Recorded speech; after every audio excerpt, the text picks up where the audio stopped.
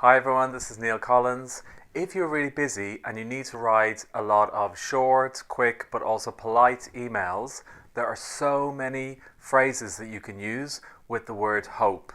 And in this video, I'm going to tell you 10 email phrases with hope. Enjoy! Okay, so some of these email phrases with hope you can use only at the start of the email. Some of them you can use only at the end of the email, and some of them you can use at the start or at the end of the email. So let's look first at the ones you can use only at the start of the email. If it's Monday morning, you could write in your email, "Hope you had a good weekend." Or if it's Monday evening or Tuesday morning, you could start the email by saying, "Hope you had a good start to the week." If it's the middle of the day or the middle of the week, you could write at the start of your email, "Hope you're having a good day," or "Hope you're having a good week." And if you know that the person you're writing to has just been on holiday and has just come back, you could say, "Hope you had a good holiday," or "Hope you had a nice day off." So I'll write them here for you.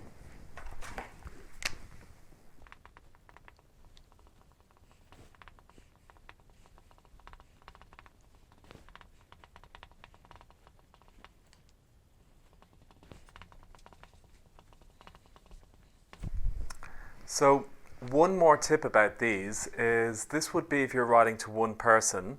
If you want to make that plural, so you're writing to a group of people, you could just add all here. So you could say, "Hope you all had a good weekend." Same with this one, "Hope you all had a good start to the week." "Hope you're all having a good day," or "Hope you're all having a good week," or "Hope you all had a great holiday." So let's look at some of the phrases that you would normally only use at the end of the email here.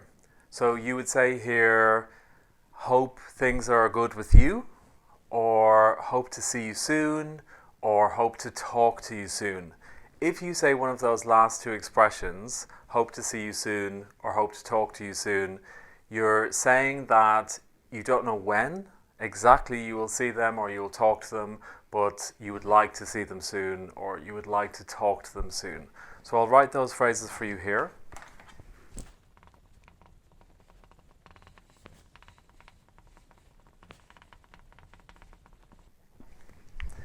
Okay, also, like these phrases here, with these three as they are written here, you're writing to one person.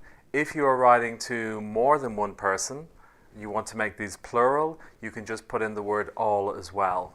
So for example, "Hope things are good with all of you," so all of you here. "Hope to see you all soon," "Hope to talk to you all soon."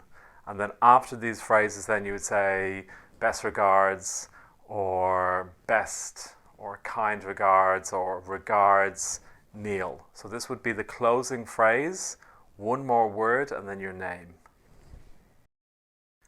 Okay, so there are some other phrases that you can use at the start or at the end of the email. So let's imagine, for example, this is the start of your email. So you say, for example, "Hi, Lupita," and then you would have your opening expression here. I'll also show you if it was the end of the email. So for example, you say, "All the best, Neil." So the phrases that you can use at the start or at the end would be "Hope all's well with you," or if you know that someone had a big presentation or a big meeting, you could say, "Hope the meeting went well," or "Hope the presentation went well." Or if somebody you're writing to was just at a trade fair, for example, you could say, "Hope the trade fair was fun," or "Hope the trade fair was interesting." So I'll write them here for you.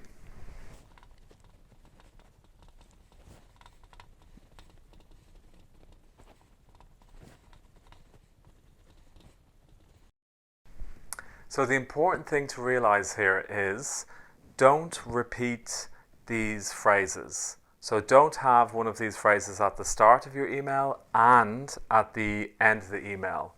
It's at the start or at the end.